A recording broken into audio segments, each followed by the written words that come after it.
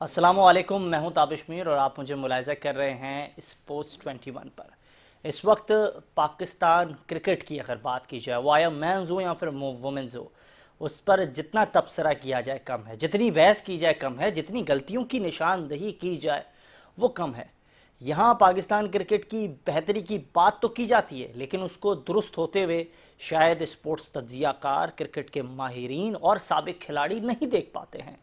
Pakistan cricket में एक और अफसोसनाक दिन सामने आया वुमेंस वर्ल्ड कप का आगाज ही हुआ, लेकिन इससे कबल पाकिस्तान वुमेंस टीम जनूबी अफ्रीका के खिलाफ होम सीरीज़ खेल रही थी, जहां शानदार परफॉर्मेंस का मुजाहरा किया। ऐसा लग रहा था कि पाकिस्तान टीम इस मेगा इवेंट में शानदार परफॉर्मेंस का मुजाहरा करने में कामयाब रहेगी, लेकिन आगाज में ही 8वें नंबर की बांग्लादेश की वुमेन टीम के खिलाफ होने वाले मुकाबले में पाकिस्तान की बैटिंग ऑर्डर ने जिस मयार की बैटिंग की, ऐसा तो शायद जिबोटी की टीम से भी तवक्कात नहीं थी। यही कुछ हुआ पाकिस्तान टीम के साथ। उन्होंने एक लो स्कोर पर जो है अपनी पूरी टीम को पवेलियन पर जाते हुए देखा। दूसरी जानब बांग्लादेश ने 35 ओवर्स के अंदर जो दिया किया हदफ था, उसको 3 विकेटों के नुकसान में हासिल कर लिया और 7 विकेटों से ये मैच अपने नाम कर लिया। पाकिस्तान वुमेन टीम की कारकर्दगी तो इस वक्त सवालिया निशान है, लेकिन मेंस टीम की कारकर्दगी पर भी मुसलसल बातें हो रही हैं। एक जानिब पाकिस्तान टीम जो है वो जिस मयार की परफॉर्मेंस कर रही है, तो हम उस पर मुसलसल यही बात कर रहे हैं, यही तज्जिया कर रहे हैं कि पाकिस्तान मेंस टीम की परफॉर्मेंस भी इस वक्त सवालिया निशान है।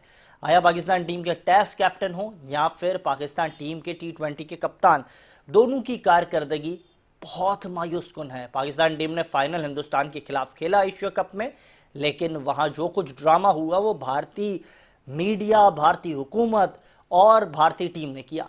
लेकिन उसका जवाब देने के लिए पाकिस्तान क्रिकेट बोर्ड के सरबराह सीसा पिलाई दीवार बनकर सामने आए, लेकिन अब पाकिस्तान टीम की जो कारकर्दगी है वो बहुत ज़्यादा मायूस कुन है।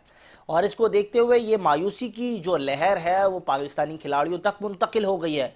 पाकिस्तान टीम से वाबस्ता और डोमेस्टिक में परफॉर्मेंस का जलवा दिखाने वाले खिलाड़ी इस वक्त मायूसी की तस्वीर की अक्कासी कर रहे हैं। पाकिस्तान टीम के जो खिलाड़ी हैं उनसे मुसलसल यही सवालात किए जा रहे हैं कि आया अगर वो टीम में मौजूद नहीं हैं तो फिर जो एनओसी के उनके मामलात हैं उनको क्यों मजीद पेचीदा पीसीबी की जानिब से बनाया जा रहा है।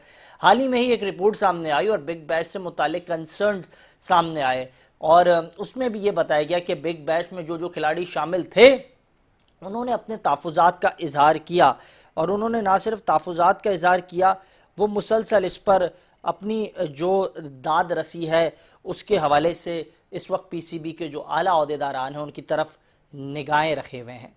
और उस्मान तारिक उनमें से एक नाम है जिनका कॉन्ट्रैक्ट हो गया था बैनुल-अक़वामी लीग के हवाले से, लेकिन जो फिर रवैया पीसीबी ने रखा सामने, वो रवैया इंतहाई ज़्यादा मायूस कुन रहा, इतना मायूस कुन रहा कि उन्हें उस लीग से हाथ धो बैठने पड़े। और पाकिस्तानी खिलाड़ी, जो खिलाड़ी डोमेस्टिक में परफॉर्म कर रहे हैं, जो लीग के लिए बैरून ममालिक ट्रैवल कर सकते हैं, उनको भी एनओसी ना देने का इस वक्त बोर्ड ने फैसला किया है। ये फैसला उनके लिए आया जो लीग्स हो रही हैं बैनुल-अक़वामी सतह पर, जो उनके लिए ब्रेड एंड बटर साबित हो सकती है, वहाँ उनकी शराकत ना होना, वहाँ उनकी मौजूदगी ना होना, वो उनके लिए आया माशी तौर पर बड़ी मुश्किलात पैदा करेगी। ये एक अहम सवाल है जिसको देखते हुए हमने एशिया कप के दौरान चंद खिलाड़ियों को पाकिस्तान के सर्किट से रिटायर्ड होते हुए देखा। आसिफ अली उनमें से एक नाम है जिन्होंने हाल ही में ही लाहौर में एक मकामी लीग के अंदर 36 गेंदों पर 99 रन बनाकर बताए, और ये बताया कि वो इस वक्त भी उस फॉर्म में हैं, लेकिन क्योंकि बोर्ड की नज़र उनको उस तरीके से नहीं देख रही है, आया सेलेक्टर्स उन पर उस तरीके से तवज्जो नहीं दे रहे हैं, लेकिन वो मजबूरन रिटायरमेंट लेकर अब बैनुल-अक़वामी सतह पर होने वाली लीग्स में मसरूफ़ हो जाएंगे। उस्मान शनवारी उनमें से एक नाम है जो काफ़ी अरसे से यूएसए में मौजूद हैं, और वो भी पाकिस्तान की जो क्रिकेट सर्किट है उससे रिटायरमेंट का ऐलान कर चुके हैं। तो ये एक लंबी फहरिस्त है जिस पर हम मुसलसल बात कर रहे हैं, और हमने चाहा है कि इस हवाले से तफसीली तौर पर आपके आगे एक रिपोर्ट भी पेश की जाए, जिसमें ये जो खिलाड़ियों की एक बड़ी फहरिस्त है। पाकिस्तान से ही कराची से क्रिकेट खेली साद अली, और फिर उन्होंने भी हालिया रिटायरमेंट का ऐलान किया। आसिफ महमूद थे जिनका ताल्लुक हैदराबाद से था और एक अच्छे डोमेस्टिक के परफॉर्मर थे, लेकिन जब उन्हें चांस पाकिस्तान की करंट सर्किट में नहीं मिला तो फिर उन्होंने भी यहाँ से क्रिकेट छोड़ कर यूएई मुंतकिल हो गए। पाकिस्तान की क्रिकेट के कई ऐसे बड़े बड़े नाम हैं जो इस वक्त यूएई में मौजूद हैं। साबिक test fast bowler Mohammad Asif अरसा दराज से यूएई में मौजूद हैं। दानिश कनेरिया जो मुसलसल मुतनाज़ रहे हैं लेकिन वो भी इस वक्त जो है यूएसए में मौजूद हैं। अगर हम बात करें समी असलम की, जिन्होंने हाल ही में ही यूएई की टीम को भी ज्वाइन किया है, वो भी इस वक्त यूएसए में मौजूद हैं। उस्मान खान वो भी जो हैं इस वक्त मायूसी की तस्वीर की अक्कासी करते हुए दिखाई दे रहे हैं। कई ऐसे खिलाड़ी हैं। दूसरी जानब अगर हम बात करें तो इस वक्त आईसीसी की जानब से भी जो है जो प्लेयर ऑफ द मंथ है उसके हवाले से तफसीलात सामने आ गई हैं। इत्तेफाक तो ये है कि उस जिस तरीके से परफॉर्मेंस रही साइम अयूब की बहुत मायूस कुन रही, लेकिन इस तमाम मायूस कुन परफॉर्मेंस के बाद भी वो आईसीसी रैंकिंग के दूसरे बेहतरीन जो है खिलाड़ी करार पाए हैं। तो ये सारी वो सूरत हाल है जिस पर हम आज के इस प्रोग्राम में तबसरा करेंगे। और मैं ये भी अपने जो नाजरीन हैं उन्हें बताऊं कि एक जानब हम देख रहे हैं पाकिस्तान बामुकाबला हिंदुस्तान हुआ, वो इख्तिताम हुआ ही नहीं कि एक नया बहस का सिलसिला शुरू हो गया। हमने सबसे पहले देखा कि पाकिस्तान क्रिकेट बोर्ड के जो सरबराह थे सैयद मोहसिन रज़ा नकवी, उन्होंने ना सिर्फ एशिया कप की जो आखिरी तकरीब होनी थी ट्रॉफ़ी की इख्तितामी तकरीब, उसमें अपना जो मौक़िफ़ इख्तियार किया उस पर वो आज भी कायम है। उन्होंने जो आईसीसी का इजलास हुआ वहाँ भी जब उनसे सवाल किया गया तो उन्होंने कहा कि ये ट्रॉफ़ी मेरे ऑफिस में मौजूद है, अगर भारत को ये ट्रॉफ़ी चाहिए तो अपने कप्तान के ज़रिए आखिर ले जाए, मेरे ऑफिस आए, मुझसे ये ट्रॉफ़ी लेके जाएँ। दूसरी जानिब क्योंकि इस वक्त हॉकी की जो सर्किट है उसमें भी काफ़ी बातें हो रही हैं। हॉकी के जो कप्तान हैं इमाद बट, उन्होंने भी इस पर गुफ्तगू की और इमाद बट ने कहा कि जिस अंदाज से पाकिस्तान टीम के खिलाड़ियों ने हिंदुस्तान के खिलाफ मुकाबला खेला है तो ये एक अहम मुकाबला रहा है। दूसरी जानिब पाकिस्तान हॉकी फेडरेशन ने भी इंटरनेशनल हॉकी फेडरेशन से दरख्वास्त की है कि जो मुकाबले पाकिस्तान और हिंदुस्तान के होंगे उन्हें एक न्यूट्रल जो वेन्यू है उस पर कराया जाए। तो इस वक्त बहुत सारी चीज़ें ऐसी हैं जो पाकिस्तान और हिंदुस्तान की जो स्पोर्ट की फिटिनिटी है उसमें बड़ी ख़राब होती हुई दिखाई दे रही है।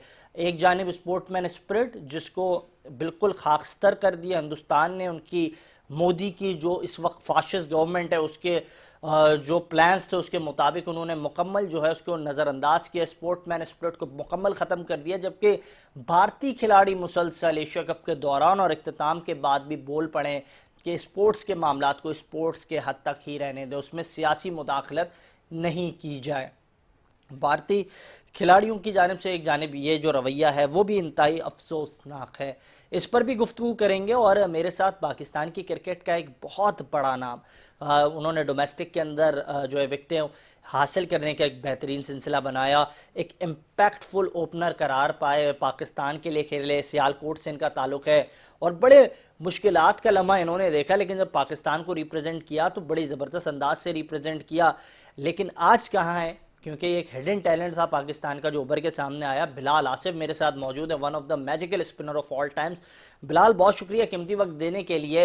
इस वक्त जो हमारे डोमेस्टिक के स्टार्स हैं जो जिन्होंने पाकिस्तान को हाल ही में ही रिप्रेजेंट किया है उन पर बड़ी बातें हो रही हैं। पिछले प्रोग्राम में मेरे साथ आसिफ आफरीदी मौजूद थे, आसिफ अली ने रिटायरमेंट ले ली, तो अब लोग आपकी बातें करने लगे। आपके हम फ़ोटो शूट्स तो देखते हैं बड़े ज़बरदस्त आते हैं, उससे पहले आपकी क्रिकेट भी हमने देखी, वही बड़ी शानदार और गज़ब की रही। अब आप मुझे बताएं किधर हैं आप और क्या प्लान्स है आगे के आपके? अस्सलाम वालेकुम। सबसे पहले तो बहुत बहुत शुक्रिया मुझे प्रोग्राम में लेने का। दूसरी चीज़ ये है कि बस जाहिर सी बात है कि जब आपको परफॉर्मेंस करने के बाद भी या ये सब चीज़ों के बाद भी आपको उस तरह कंसिडर नहीं किया जा रहा होता तो आप कहीं ना कहीं डिसहार्ट ज़रूर होते हो। तो सेम गोज़ टू मी। मैं भी डिसहार्ट हुआ परफॉर्मेंस करने के बाद भी। हालांकि इंटरनेशनल लास्ट टेस्ट मैच में मेरा 5 था 5, फिर भी उसके बाद भी मेरा ख्याल है कि इग्नोर कर दिया गया। तो मैं बस यही कहूँगा कि ठीक है, जितना खेले हम अल्हम्दुलिल्लाह ट्राई किया कि बेस्ट जो पाकिस्तान के लिए कर सकें, और डोमेस्टिक में भी जितना हम बेस्ट अपना कर सकते थे किया हमने।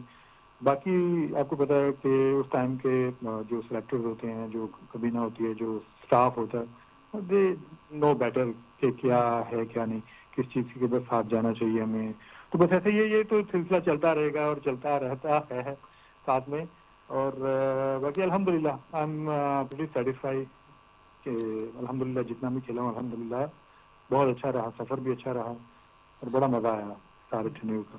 बिल्कुल ये आपने बिल्कुल ठीक कहा और हमने भी देखा आपकी जो परफॉर्मेंस हालिया डोमेस्टिक में रही। आप जब नेशनल बैंक अरीना मौजूद थे और वहाँ आपसे रूबरू मुलाकात भी मेरी 2024 में हुई थी। वहाँ आप टॉप विकेट टेकर भी साबित हुए थे सीज़न के आगाज़ में। राउंड मुकाबलों में ज़बरदस्त बॉलिंग का आपने मुजाहरा किया। बैटिंग के हवाले से बात की जाए तो उस वक्त आप बैटिंग पर भी बड़ी खासा तवज्जो दे रहे थे। तो T20 के हिसाब से आसिफ आफरीदी मैं समझता हूँ एक फ्रूटफुल खिलाड़ी बन चुके थे। तो अब आसिफ ऐसा क्या समझते हैं, क्या ऐसी कमी रह गई? शादाब को अपॉर्चुनिटी मिल जाती है, दीगर खिलाड़ियों को खुशदिल शाह परफॉर्म नहीं कर कर भी टीम में आ जाते हैं। नवाज को जो है बाबर कहते हैं मेरे मैच विनर है, लेकिन हम जानते हैं आसिफ के अंदर ये स्किल और ये पोटेंशियल मौजूद है। He can deliver the things very deliberately. जी देखें, ये तो चीज़ें चलती रहती हैं। मैं बताऊं ऑनेस्टली कि जितने भी खिलाड़ी हैं वो हर कप्तान का और हर प्लेयर का अपना अपना एक कॉन्फिडेंट वाला खिलाड़ी भी होता है, और कितना कॉन्फिडेंट होता है कप्तान को किस खिलाड़ी पे, एक हर कप्तान की डिफरेंट मेंटालिटी होती है।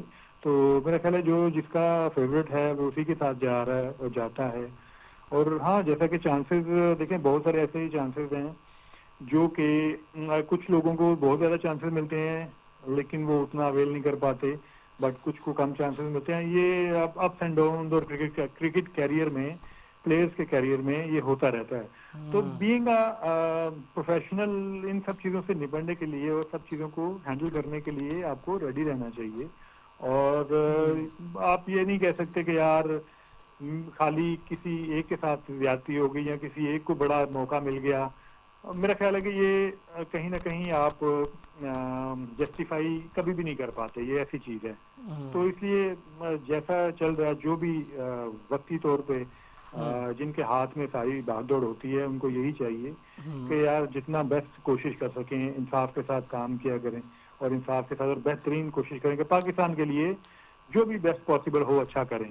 ख्वाह वो क्रिकेटर्स हैं, ख्वाह वो सिलेक्टर्स हैं, ख्वाह वो पीसीबी के अहदेदारान हैं, या कहीं पे भी कोई भी रिलेटेड किसी के भी रिलेटेड चीज है, तो वो कोशिश यही करेगा यार पाकिस्तान के लिए जो हम बेस्ट कर सकते हैं और हम वही करें। और बीइंग क्रिकेटर मैंने भी यही कोशिश की है कि जितना पाकिस्तान के लिए अच्छा कर सकें, जितना डोमेस्टिक में अच्छा खेल सकें, अपनी बैटिंग बॉलिंग या अपनी परफॉर्मेंस को जितना बेहतर कर सकूं करने की कोशिश की गई और कर रहे हैं अल्हम्दुलिल्लाह।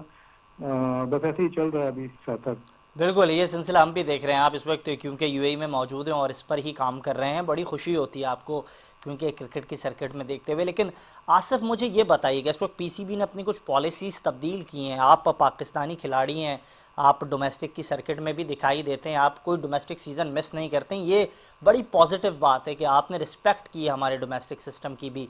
अब जो पॉलिसीज़ चेंज की हैं, खिलाड़ियों को एनओसी ना देने का जो मामला है, ये सारी बातें हैं, इनको कितना पॉजिटिव लेते हैं? क्योंकि मैं समझता हूँ लीग क्रिकेट जो है वो खिलाड़ियों के लिए ब्रेड एंड बटर का किरदार अदा करती है। जो खिलाड़ी इस वक्त सीजनल क्रिकेट का हिस्सा नहीं बनते, टीम के साथ मुंसलिक नहीं है, तो लीग क्रिकेट अगर उन्हें नहीं खेलने मिलेगी तो फिर वो क्या करेंगे? मुझे याद है जावेद मियां दाद के साथ मैंने एक इंटरव्यू किया था, तो जावेद भाई यही कह रहे थे कि आप अगर खिलाड़ियों को मौका नहीं देंगे तो फिर बेचारे खिलाड़ी मैच फिक्सिंग करेंगे और क्या करेंगे। देखें, पीसीबी ने अगर उनके एनओसी जो है ना वो डिस्क्वालीफाई किए हैं तो किसी वजह से किए होंगे। कोई ना कोई पर्पस रहा है पीसीबी का इसके दौरान। अब वो बेहतर जानते हैं क्योंकि अभी तक मेरा ख्याल है कोई डिस्क्लोज नहीं किया उन्होंने कि किस वजह से हम लोगों ने ये किया है। तो वैसी बात है कि आपकी परफॉर्मेंस जब इंटरनेशनल टीम की परफॉर्मेंस हर्ट होती है तो फिर सारी चीजें जो डिस्टर्ब होती हैं। तो उसमें उम्मीद है कि कुछ भी आगे आगे कोई भी प्लान बना रहे हैं, कुछ भी प्लान बना रहे हैं, वो बेहतर ही प्लान बना रहे होंगे और उसमें अल्लाह करे कि बेहतरी आए जैसा कि हमारा डोमेस्टिक में। और सर्टन मैं एक चीज कहूंगा कि हमें ना रेड बॉल क्रिकेट को थोड़ा सा और हाईलाइट करने की जरूरत है। हाईलाइट इसलिए नहीं कर रहे कि हम उनके जो भी परफॉर्मर होता है ना रेड बॉल क्रिकेट का, उसको हम उस तरह प्रेफरेंस नहीं देते। हम T20 में कोई एक सीजन या एक टूर्नामेंट अच्छा खेल लेता है तो हम उसको कंसिडर भी कर लेते हैं, उसको मौके भी देते रहते हैं। बट रेड बॉल क्रिकेट में जो कि पूरा पूरा साल लगता है बंदे को परफॉर्म करने में, तो उन लोगों को हम लोग थोड़ा सा नजरअंदाज कर देते हैं। तो मेरा ये कहना है कि रेड बॉल क्रिकेट को, अपनी फर्स्ट क्लास क्रिकेट को थोड़ा सा और आप कह लें कि इसको हाईलाइट कर दें, इसमें थोड़ा सा और बूम लेकर आने की जरूरत है। तो जिससे कि क्रिकेट बेहतर होगी। क्योंकि लॉन्ग टर्म के प्लान्स मेरा ख्याल है कि ज़्यादा बेटर रहेंगे, ना कि शॉर्ट टर्म में कोई भी टूर्नामेंट है उसमें जो परफॉर्म करे उसको हम सेलेक्ट कर लें। तो अच्छा, काफ़ी देर से हम ये यही देखते आ रहे हैं। ये तो बड़ी आपने अहम बात की कि रेड बॉल क्रिकेट होनी चाहिए। आज जब हम ये लीग क्रिकेट का एक जो नया ट्रेंड आया है, इसमें देख रहे हैं कि खिलाड़ियों का फोकस इतना नहीं होता है रेड बॉल क्रिकेट की तरफ। आप उन स्पिनर्स में हैं, आप उन ऑलराउंडर्स में शुमार किए जाते हैं जो रेड बॉल क्रिकेट को ज़्यादा प्रेफर करते हैं बनस्बतन शॉर्ट फॉर्मेट ऑफ क्रिकेट के हवाले से। तो आप क्या समझते हैं, जो वसीम अकरम ने माजी में एक बात की कि the real cricket is test cricket, तो आप भी यही समझते हैं? जी बिल्कुल, जितने भी आप कह लें कि क्रिकेटर्स हैं, टॉप के क्रिकेटर्स हैं जो क्रिकेट की समझ बूझ रखते हैं, उनको ये पता है कि रेड बॉल क्रिकेट या टेस्ट क्रिकेट जो है ना वही असल क्रिकेट है, और प्लेयर को निखारने में और प्लेयर को मजबूत बनाने में रेड बॉल क्रिकेट ही किरदार अदा करती है।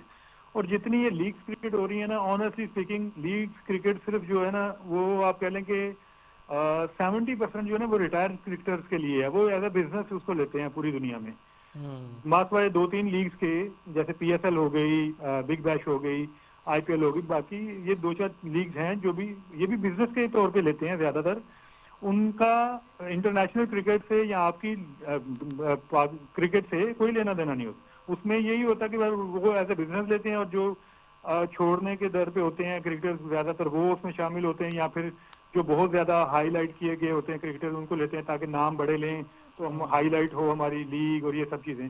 तो मेरा ख्याल है कि उससे क्रिकेट निखार तो उतना नहीं आता, सिर्फ पैसे ज्यादा हैं, एक्सपोजर ज्यादा है, ये चीज मुझे लगता है। लेकिन अगर आपने अपनी कंट्री की क्रिकेट बेहतर करनी है तो अपनी कंट्री में जो क्रिकेट करवा रहे हैं हमें उसका स्ट्रक्चर जो है ना वो बेहतर करना पड़ेगा, और खास तौर पे फर्स्ट क्लास क्रिकेट को।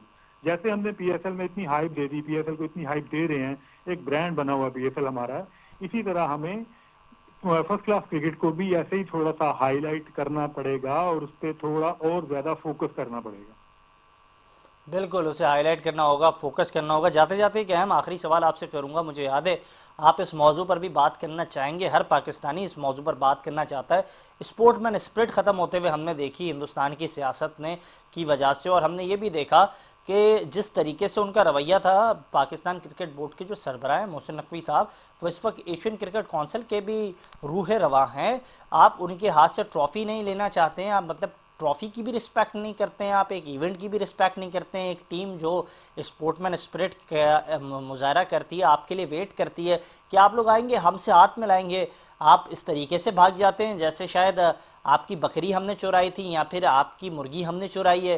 तो आप जिस तरीके से भाग रहे हैं, तो ये भागने का क्या रवैया है? हिंदुस्तान में स्क्रीन्स तो अब नहीं टूट रही है, टीवी चैनल्स तो नहीं टूट रहे हैं, लेकिन आप इस तरह से बौखलाए हुए हैं जैसे हिंदुस्तान में कोहराम मच गया पाकिस्तान का नाम लेते हुए। बिलाल, देखिए, मैंने उस दिन भी बात की थी कि जो मोहसिन नकवी साहब हैं, एक तो एशियन क्रिकेट काउंसिल के चेयरमैन है, दूसरा पाकिस्तान क्रिकेट बोर्ड के चेयरमैन और पाकिस्तान को रिप्रेजेंट कर रहे थे। तो उनके उधर ये जो भी कुछ हुआ, मेरा ख्याल है कि वो पाकिस्तान के लिए इतना अच्छा नहीं है। तो हमें सबको मिल के स्टैंड लेना चाहिए इस चीज के ऊपर कि भाई हमारा कोई भी रिप्रेजेंटेड है, पाकिस्तान का कोई भी रिप्रेजेंटेटिव है, हमें सबको उसका साथ देना चाहिए, हमें उसका साथ मिलकर से ये सारी चीज को हैंडल करना चाहिए। और मेरा ख्याल है कि सबसे ज्यादा यहाँ पे हमारे जो जर्नलिस्ट हैं उनको ये रोल अदा करना चाहिए था कि आप या तो उनकी प्रेस कॉन्फ्रेंसेस बाइकआउट करते या कुछ ऐसा करते ताकि उनको एहसास होता है इस चीज का कि वो गलत कर रहे हैं। जैसा कि इंडियन जो बड़े क्रिकेटर्स हैं, कपिल देव हैं, कुछ और हैं, उन्होंने भी बहुत यानी कि डिसलाइक किया इस चीज को कि ये इंडियन क्रिकेटर्स क्या कर रहे हैं। तो वैसे ही हमारे क्रिकेटर जो है बड़े हैं, और पाकिस्तान के भी जितने भी लोग हैं उन सबको मेरा ख्याल है एक पेज पे आना चाहिए इस मामले में, क्योंकि पाकिस्तान की तरफ या पाकिस्तान के लिए कुछ भी होगा ना, वो हम सब वहां पे एक ही हैं, कुछ भी है। बिल्कुल, ये ठीक है ना? पाकिस्तान की डिग्निटी का मसला है, और पाकिस्तान की डिग्निटी के लिए या फिर पाकिस्तान की अगर खिलाफ कोई भी आंख मेली आंख से देखेगी तो उसको पूरी कौम को मिलकर जवाब देना चाहिए। और बड़ा अहम इस वक्त नुक्ता हाईलाइट किया है बिलाल आसिफ ने, पाकिस्तान टीम के बड़े ज़बरदस्त ऑलराउंडर हैं, और बहुत शुक्रिया आपने कीमती वक्त निकाला, आप यूएई में मौजूद हैं और आपने हमारे लिए खुसूसी टाइम निकाला बिलाल, और वो इस मौजू पर गुफ्तगू कर रहे थे, आपने उनकी गुफ्तगू मुलाहिज़ा की। यही वजह है कि पाकिस्तान में एक जानिब जब डोमेस्टिक सर्किट को जिस तरीके से कुछ खिलाड़ी नज़रअंदाज करते हैं, लेकिन दूसरी जानिब कुछ खिलाड़ी इसको बड़ा रिस्पेक्ट देते हैं, और यही वजह है कि जो खिलाड़ी रिस्पेक्ट देते हैं वो जो है फिर बाद में काफ़ी मुश्किलात का भी सामना करते हैं। ये अलमिया पाकिस्तान की क्रिकेट में ही नज़र आता है। मज़ीद इस पर बात करेंगे, एक और ख़ास टॉपिक है जिस पर हम बात करेंगे, लेकिन इस वक्त हुआ है शॉर्ट ब्रेक का। कहीं नहीं जाइएगा, देखते रहें स्पोर्ट्स 21।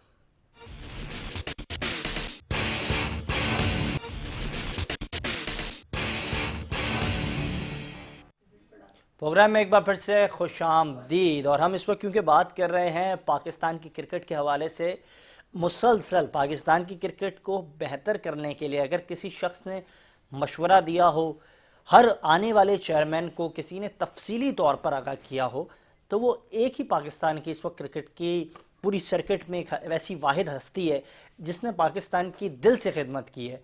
ये रिवर्स स्विंग के बानी हैं, ये पाकिस्तान के साबिक कप्तान हैं, पाकिस्तान के उन अजीम बॉलरों में इनका शुमार किया जाता है जो आज तक पाकिस्तान की बॉलिंग की सर्किट में कभी फिर प्रोड्यूस नहीं हुए।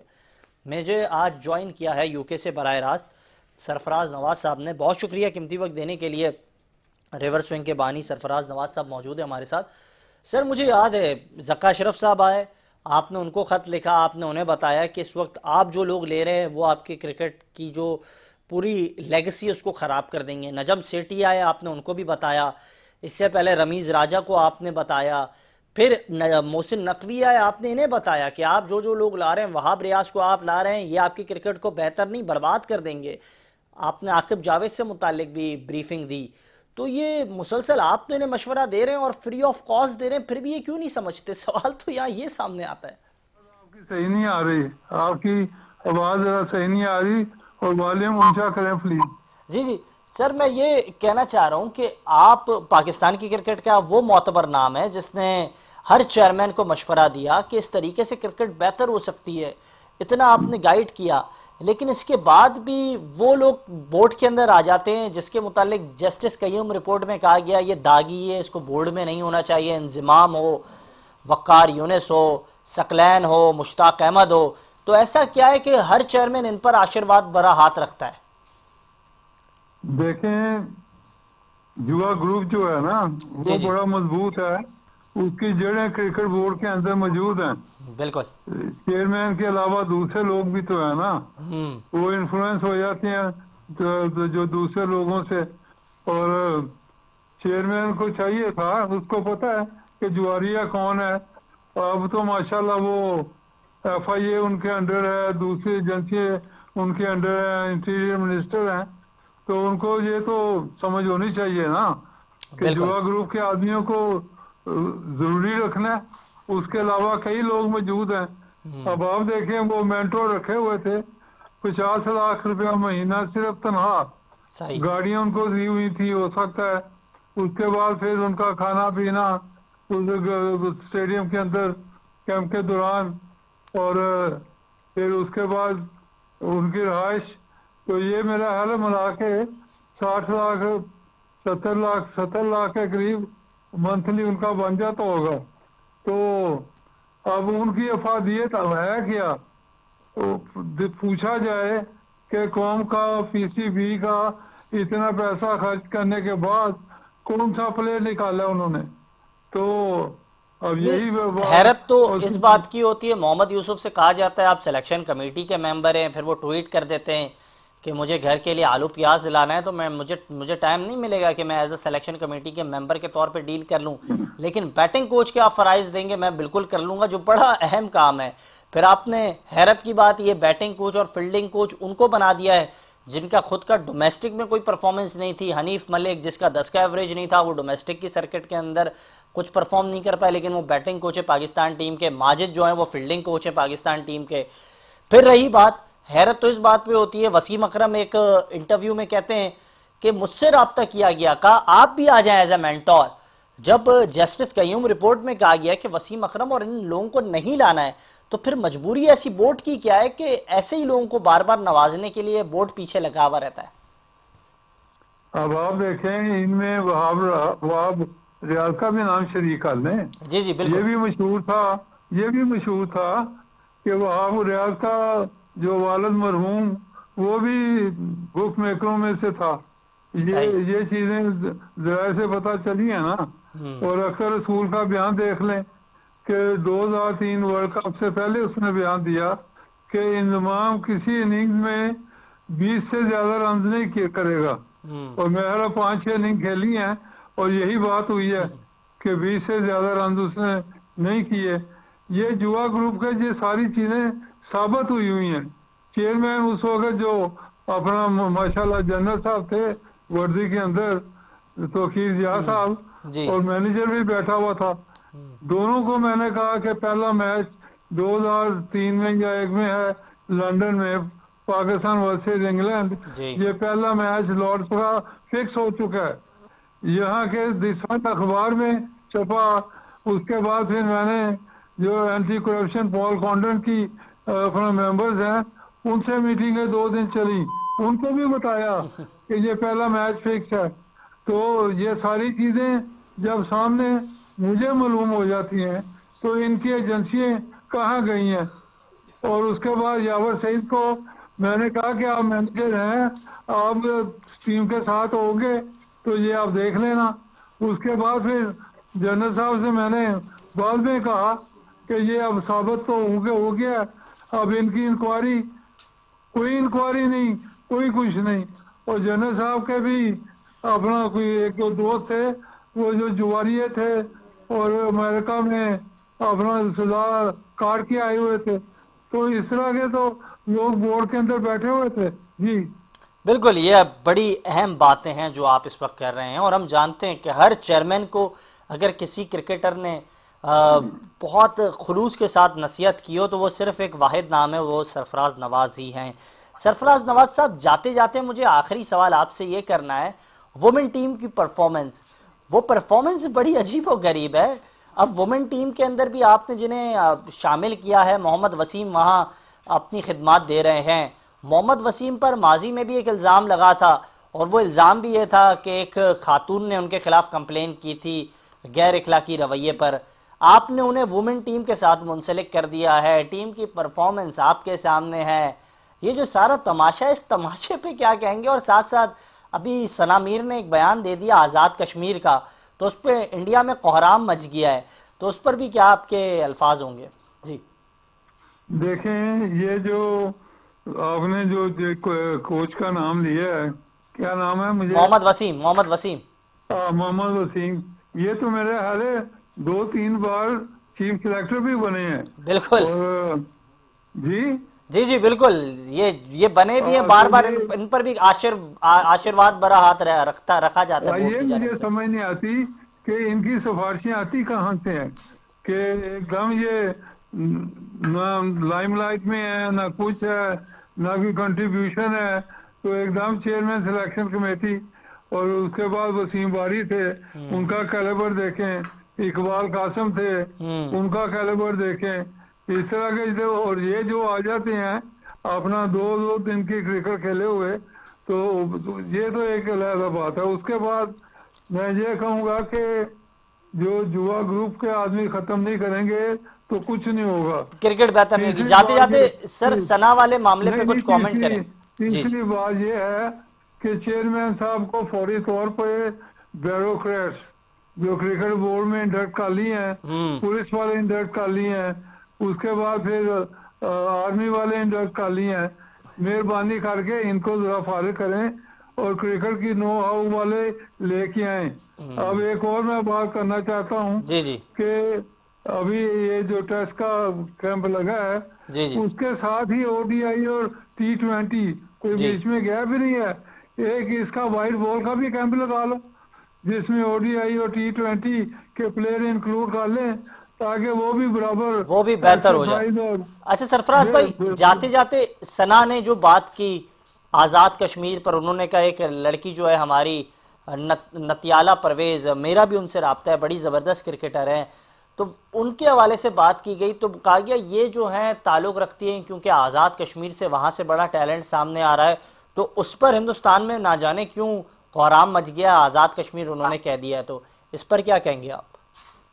देखें, जबरदस्त बात है। वो तो इंडिया को तो तकलीफ होनी है क्योंकि कश्मीर का जहाँ नाम आ जाए पाकिस्तान के लिए, हाँ तो वो तो मोदी साहब ने देखे ऐलान कर दिया हुआ है कि जो कश्मीर जम्मू वगैरह है वो उनके नक्शे में अपना डाल दिया है।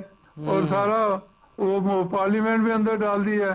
तो ये जालसाजियां जो की हुई हैं, अब होपफुली अब अभी जो ट्रम्प साहब ने कहा है, उन्होंने बात की है कि मैं तस्वीर करा सकता हूँ अगर दोनों पार्टियां मिलें। लेकिन इंडियन तो वो तो अपना हिंदुइज्म ला रही हैं, और वो इंग्लैंड और वो बिल्कुल अपना इंडिया से बहुत ज्यादा नफरत की हिंदू एक लहर लोग सामने आ रही है हिंदुस्तान से। बिल्कुल ठीक आप फरमा रहे हैं, आपने बड़ा अहम गुफ्तगू इस वक्त की और आपके अल्फाज बड़े कीमती हैं इस वक्त। जो हमारे नाजरीन थे उन्होंने भी देखे। बहुत शुक्रिया, बराह रास्त हमें यूके से ज्वाइन किया था सरफराज नवाज साहब ने, आपने उनकी गुफ्तगू मुलाहिजा की। इस वक्त मेरे स्टूडियोज़ में जावेद इकबाल भट्टी मौजूद हैं। और भट्टी साहब, आप तो बार बार कहते हैं क्रिकेट में सब अच्छा है, रवि चैन की बांसुरी बजा रहा है। अभी सरफराज नवाज साहब ने, आपने यकीनी तौर पर उनकी गुफ्तगू मुलाहिजा की होगी। क्या सट्टे वाला ग्रुप है, आप इससे जान छोड़ें, इसके बाद आप बात करें। आप कहते हैं रवि चैन की बांसुरी बजा रहा है, आपके अल्फाज और सरफराज नवाज का तज्जिया मैच नहीं कर रहा है।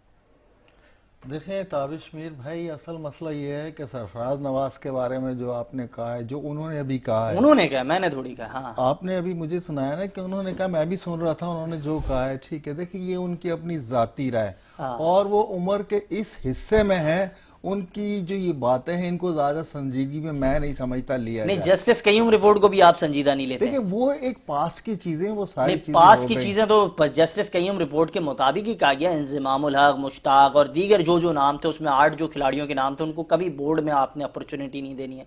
ऐसी क्या मजबूरी हो गई इस वक्त की बोर्ड की कि वो वसीम अकरम को भी कॉल कर रहे हैं, वक़ार यूनिस को भी ला रहे हैं, सारे उन लोगों को ला रहे हैं जिनका नाम उस रिपोर्ट में शामिल है। तब इस वक्त के बोर्ड की कोई भी मजबूरी नहीं हो सकती। देखें जब जस्टिस कयूम की रिपोर्ट आई थी उसके बाद भी वो प्लेयर जो है क्रिकेट कंटिन्यू खेलते रहे। मुझे आप बता दें कि कब उन पे बैन लगा है, कब वो क्रिकेट नहीं खेल रहे थे। वो सलीम मलिक पे तो बैन लगा ना, अताउर रहमान पे तो बैन लगा। अताउर रहमान का केस और है, सलीम मलिक का केस और है। देखें ये आप जस्टिस कयूम की तरफ ना जाएं, जो क्रिकेट अभी चल रही है, अभी की क्रिकेट पे बात करें। हमारी जो अभी की क्रिकेट है, क्या वो बहुत हमारी हिमालय की पहाड़ों को छू रही है? जो हमारी परफॉर्मेंस है, आपके जो कप्तान है वो आया T20 के हो या फिर टेस्ट के हो, उनकी तो सेंट्रल कॉन्ट्रैक्ट में क्या टीम में भी जगह नहीं बनती है। आपने कप्तान को D कैटेगरी का सेंट्रल कॉन्ट्रैक्ट दिया हुआ है। फिर आपके एक कप्तान जो है उसने 70 लाख की चीगम खाई, उसकी परफॉर्मेंस 70 रुपए की नहीं थी एशिया कप में। बिल्कुल, इसमें तो कोई दो राय नहीं। मैं शुक्र है खुदा का, आप कोई बात तो भी आपसे मुत्तफिक हूं कि देखिए सलमान अली आगा की परफॉर्मेंस जो है पूरे एशिया कप में बिल्कुल 0/0 थी। वो आपको भी नजर आ रही थी, मुझे भी नजर आ रही थी। हम अब कहें यहाँ उसका दिफा करें नहीं, मैं तो समझ रहा हूं कि उनकी जगह ही नहीं बन रही थी टीम में। जिस तरीके से उनकी जो परफॉर्मेंस थी, ना ही उनकी बैट से परफॉर्मेंस, और बॉलिंग तो वो खुद करवा नहीं रहे, छुप जाते थे। और फिर उसके बाद किसके पीछे छुप रहे होते थे? कभी साइम के पीछे छुप रहे होते थे, कभी किसके पीछे छुप रहे होते थे? कभी साइम के पीछे छुप जाए, कभी नवाज से अच्छे ओवर करा दिए। देखिए ये सारी चीजें हैं, जो चीज अफेक्ट है, जो सामने नजर आ रही, उस पर तो आप खुलकर बात कर सकते हैं कि भाई ये सही नहीं है। अभी आपने टेस्ट टीम में जो उनका नाम दे दिया, देखें मैं नहीं समझता कि सलमान अली आगा को जो है T20 फॉर्मेट खेलनी चाहिए। जिस तरीके की उन्होंने इस टूर्नामेंट में कम से कम जो क्रिकेट खेली है ना, वो बिल्कुल उस लायक नहीं थी जिस लायक आप T20 में, जैसे पहले टेस्ट की क्रिकेट खेले ना, वो टेस्ट की क्रिकेट खेलें, बिल्कुल टेस्ट क्रिकेट खेलें, लेकिन जैसे माइक हैसन और कप्तान जब टीम लेकर जा रहे थे, जब अनाउंस हुई थी टीम, तो यही प्रेस कॉन्फ्रेंस में दिफा कर रहे थे कि रिजवान को और बाबर को स्ट्राइक रेट का मशवरा यही लोग दे रहे थे। लेकिन आप स्ट्राइक रेट उठाकर देख लें, पूरे सीरीज में सिवाय साहबजादा के जिसने 231 रन किए हैं एशिया कप में, उसके बाद किसी प्लेयर ने 150 रन नहीं किए। आप तो भी समझते हैं यहाँ आजम खान अगर टीम में मौजूद होते, आपने अगर लोअर मिडिल ऑर्डर में किसी बैटर को खिलाना था तो वो आजम खान थे। आजम खान तो बेहतर आपके लिए ऑप्शन साबित होते। ये देखिए मेरे या आपके कहने से नहीं, आपसे मैं राय जानना चाह रहा हूँ ना। आपने क्यों माजी में कहा आजम खान जो है पर्ची है, उसको नहीं खेलना चाहिए, ये अल्फाज आपके ही रहे। नहीं, मेरे कोई, मैं हमेशा से आजम खान को सपोर्ट करता रहूं। देखिए अगर आपने T20 फॉर्मेट खेलनी है तो उस फॉर्मेट के प्लेयर लेकर आए। आप तलत को ले गए, क्या नहीं है, वो T20 का बेस्ट प्लेयर है। अच्छा, अब जैसे तलत की बात हो रही है, सलमान अली आगा की बात हो रही है, ये इनकी ये T20 क्रिकेट के लायक ही नहीं। जो इन्होंने क्रिकेट खेली है वो T20 के शान शान नहीं है, ऐसे क्रिकेट नहीं चलते। अब्बास आफरीदी को आप खिलाते, आप आजम खान को खिलाते, इन प्लेयर्स की जगह बनती है T20 में। लेकिन वही मैं देख रहा हूं कि जो सिफारशी कल्चर है और जो ही मामा भतीजे वाला कल्चर है, वो जो है इस दफा सर चढ़कर एशिया कप में हमें नजर आया, जिसका खामियाजा हमने भुगता। खामियाजा हमने भुगता। अच्छा, बाबर की बाहिसियत कप्तान वापसी होनी चाहिए किस फॉर्मेट में? वो तो तीनों फॉर्मेट के कप्तान रहे हैं, लेकिन अब तो तीनों फॉर्मेट में कारकर्दगी टीम की बहुत मायूस कौन है। देखें, आप कप्तान की बात कर रहे हैं, बहैसियत कप्तान बाबर का रिकॉर्ड बहुत अच्छा है। जिस तरीके से इंडिया से हम कंटिन्यू एशिया कप में 3 मैचेस हार कर आए, कम अज कम बाबर वो वाहिद कप्तान था और रिजवान उसके साथ वाहिद वो विकेट कीपर बैट्समैन था जिन्होंने इंडिया को 10 विकेटों से पहली दफा शिकस्त दी थी। देखिए ये चीजें जो उनके क्रेडिट पे है, और वो एशिया का नंबर 1 बैट्समैन है, आपको तस्लीम करना होगा। नंबर 1 बैट्समैन है वो, तो आईसीसी रैंकिंग में दुनिया का नंबर 1 वो दुनिया का भी रह चुका है। लेकिन अगर हम एशिया की सिर्फ अगर बात करते हैं, एशिया कप के हवाले से क्योंकि विराट कोहली रिटायर हो गए, उस तनाजर में बात कर रहा हूं। अब वो सबसे बेहतरीन अगर एशिया में कोई नंबर 1 बैट्समैन है तो बाबर आजम है। भाई आपको जो है, अगर बाबर आजम की सलाहियतों से इस्तेफादा हासिल कर रहे हैं, आप दे उन्हें इस फॉर्मेट में कैप्टनसी दे। आपके यहाँ ये कैप्टनशिप जब से कैप्टनशिप का जब मसला ये म्यूजिकल चेयर बनाया है ना, उसका हमारी टीम को भी नुकसान हुआ। सारी बात तो ठीक है आपकी, लेकिन बाबर आजम को इस वक्त जो दूध में से मक्खी की तरह निकाल के बाहर फेंका, तो बाबर आजम का मुतबादिल आपको मिल गया था कि आपने ये हरकत की। देखें, ये पाकिस्तान क्रिकेट बोर्ड की कोताही है ना। बाबर आजम का मुतबादिल, तो किसको पसंद नहीं है बाबर आजम का चेहरा? कौन नहीं चाहता है बाबर आजम खेले? वो आया आकिब जावेद हैं, वो चेयरमैन पीसीबी हैं, या फिर कोई और है जिसको बाबर आजम से तकलीफ है? बाबर आजम से मुतालिक अगर फखर जमान भी ट्वीट कर देते हैं तो उनको भी फारिग कर दिया जाता है।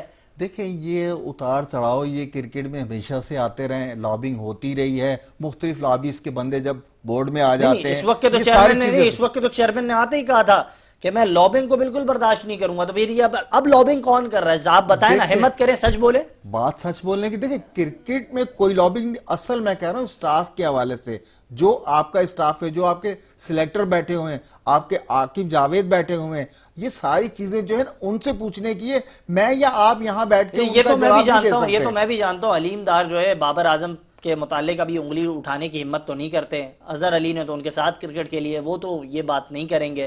अब साथ क्रिकेट खेलने की बातें छोड़ दें, साथ क्रिकेट सरफराज ने भी सबके साथ खेली थी। जब कंटिन्यू आपको 7 T20 इवेंट वो जितवा चुका था, सीरीज जितवा चुका था, और उसके बाद उसके साथ खेलने वाले टीम में थे जब उन्हें ड्रॉप कर दिया गया। हमारे यहाँ ऐसी जो चीजें, अनचाही चीजें जो है वो एकदम हो जाती। यहाँ सुबह पता नहीं क्या है, शाम को पता नहीं क्या। अभी आप टेस्ट टीम में देख लें, आप जो है आसिफ अफरीदी को 39 साल की एज में जो है आपने उसको इन कर दिया टेस्ट टीम में। आप शायद उनकी डोमेस्टिक की परफॉर्मेंस नहीं जानते। डोमेस्टिक में टॉप परफॉर्मेंस की आप वो भूल गए। आपको साल याद है? मैं आपको साल याद है? स्पिनर की कोई उम्र नहीं होती। शोएब अख्तर ने भी तो 40 साल के बाद वापस से कमबैक किया था। आप शायद भूल गए। आपको उनकी जो ये टॉप परफॉर्मेंस आप कह रहे हैं ना डोमेस्टिक में, मुझे बताएं कौन सी डोमेस्टिक में उसकी परफॉर्मेंस थी? बल्कि उनके ऊपर तो फिक्सिंग के एलिगेशन लगे हुए थे, और 2 साल की उनके 2 साल के पाबंदी भी लगी थी। आप ये कह रहे हैं, आप उनका दिफा कर रहे हैं। 39 साल में उसको डेब्यू देखिए, ये पसंद और नापसंद की चीजें अब सामने आ रही हैं। जो खिलाड़ी परफॉर्म करे उसको उम्र के हवाले से आप लोग घेर लेते हैं। जो खिलाड़ी परफॉर्म करे आप फिक्सिंग के हवाले से घेर लेते हैं। आप सच क्यों नहीं बोलते हैं? मेरा जब भी आपसे तज्जिया रहा है, तबसरा रहा है, यही तो आपसे शिकवा रहा है। आप सच बोलते हैं, बड़ा घबराते हैं। नहीं, घबराने की कोई नहीं, सच हम बोल रहे हैं, लेकिन ये कि आपको सुनने की सलाहियतें जो है ना, आप सच को सच में नहीं ले सकते। आप समझते हैं कि हर चीज जो ना आपकी मंशा के मुताबिक हो। मेरी ऐसा नहीं होता। मैं चाह रहा हूं जो है हमारा, वो जो देखने वाला है, मैं फील कर रहा हूं, जो मैं देख रहा हूं, जो हमारी रिसर्च है, मैं उसके हिसाब से बोलूंगा। या आपकी माजी में बाबर आजम से कोई खासा दोस्ती रही है, इसके लिए आप बाबर आजम की लॉबी को बड़ा अच्छा डिलीवर करते हैं। आप सरफराज की लॉबी को भी चलाते हैं, उनसे आपकी मुलाकातें कराची में रहती हैं। लेकिन हाँ, जब बात होती है केपीके के खिलाड़ियों की, पता नहीं आपके दिल में क्या तासुब है उनके मुतालिक। अल्लाह ना करे, पाकिस्तानी है, सारे मेरे प्लेयर हैं, शान है मेरे मुल्क की। किस प्लेयर के बारे में मैंने आपको कहा? कल तक तो आप कहते थे आजम खान भी पर्ची है, लेकिन आज आपने यूटर्न ले लिया। बहुत तेजी से लिया। ये यूटर्न आप अपनी तरफ से ले हुए, अलग मैटर है। देखें, आजम खान जब परफॉर्म कर रहा था वो टीम में था, जब उसकी परफॉर्मेंस सही नहीं थी तो उसे ड्रॉप कर दिया गया। लेकिन ये कि जब दूसरे प्लेयर कम बैक कर सकते हैं, हाँ। हसन अली वापस आ सकता है। मोहम्मद हारिस ने क्या परफॉर्म किया था? मोहम्मद हारिस ने क्या परफॉर्म किया था टीम में? हारिस की सही है। सलमान अली आगा की खुद की क्या परफॉर्मेंस थी कि वो टीम का कप्तान है? सिलेक्ट किया नहीं, देखिए आप मुझे बताएं ना, सिलेक्टरों से बनता है। उन्होंने 0 परफॉर्मेंस से मोहम्मद हारिस को भी सिलेक्ट किया, सलमान अली आप भी तो पाकिस्तान की क्रिकेट के मारूफ तज्जियाकार हैं। बिल्कुल है, मारूफ तज्जियाकार है, तो आपसे सवाल नहीं बनता। देखिए सवाल बनता है तो हम तो ये कह रहे हैं कि उन्हें गलत किया गया था। आपसे सवाल हम डायरेक्ट करें को तो खिलाना चाहिए था, आप पर आपने उन प्लेयर्स को सवाल नहीं किया जाए और तो आप अपने सवाल का जवाब देने के बजाय आपके सेलेक्टर से सवाल करें। पाकिस्तान क्रिकेट बोर्ड ने जो टीम सिलेक्ट करके एशिया कप में भेजी थी, देखें अब उनकी जो बेंच स्ट्रेंथ थी, आप उसी पे बात कर सकते थे ना। हमेशा ये मायूसी, हमेशा आपके साथ ये मायूसी रहती है कि आप जो है सच को बहुत छुपाने की कोशिश करते हैं माजरत के साथ। और हमारे साथ आज जावेद इकबाल भट्टी साहब मौजूद थे और उसी अंदाज का तज्जिया पेश किया उन्होंने। लेकिन चलें, खैर, बहुत शुक्रिया कीमती वक्त देने के लिए। आप हमारे यहाँ तशरीफ लाए। इजाजत दीजिएगा, आज के लिए इतना ही। अल्लाह हाफिज।